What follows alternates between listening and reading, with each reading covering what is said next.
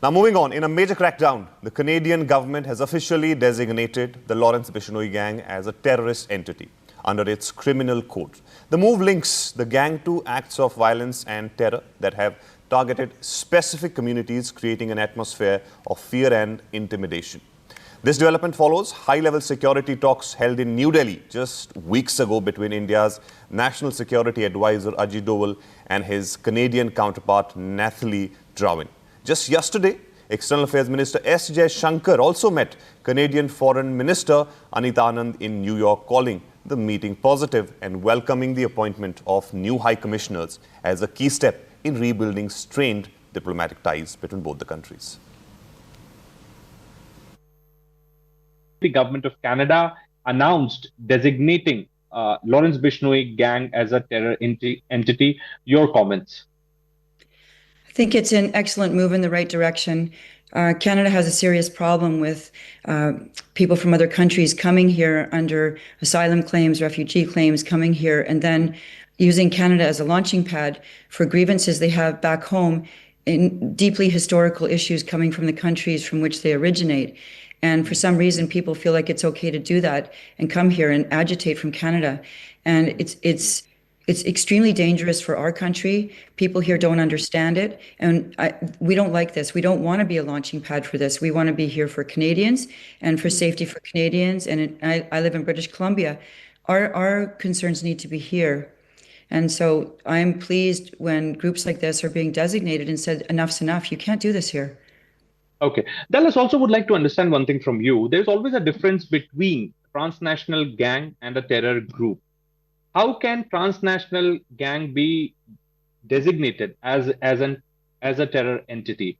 Why I'm asking this question, because many here in India, as well as I've spoken to many experts in Canada, perhaps they are saying this could be the strategy of the Canadian government, first to put this group as in the list of the terror group, but then to go after the Indian government, perhaps link Indian government with this group. Do you really agree to this view?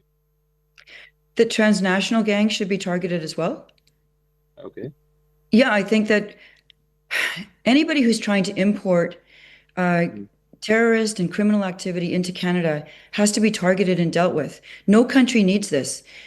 These gangs are operating with impunity, and it's important that we deal with it. And so I do believe that we're dealing with specific gangs here in Canada that are using this as a place to launch terrorist attacks, and we know this from the Air India bombing from back in 1985.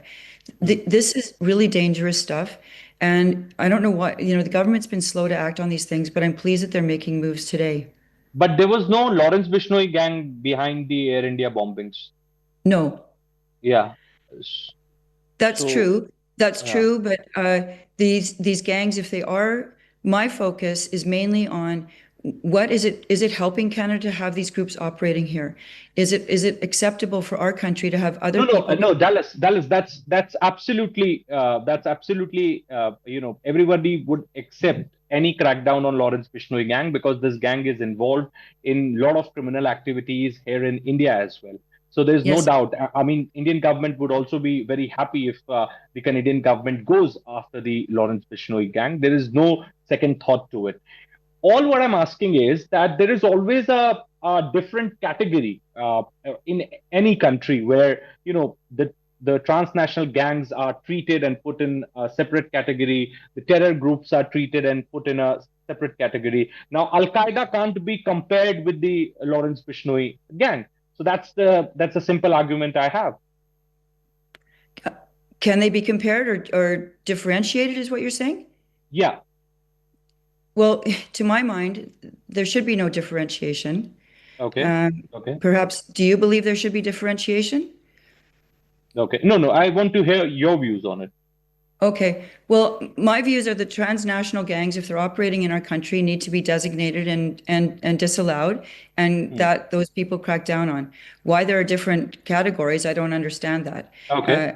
Terror is terror, and gangs are gangs, and they're negative. Both of them are bad. And we have to get serious about protecting Canada from being used in this way by groups, whether they're transnational gangs or terrorist gangs actually forming and operating here. We've had the Khalistani gangs, the IRGC, Sami Doon.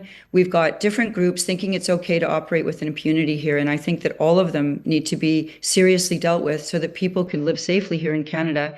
And other people who move here aren't under threat also from these groups.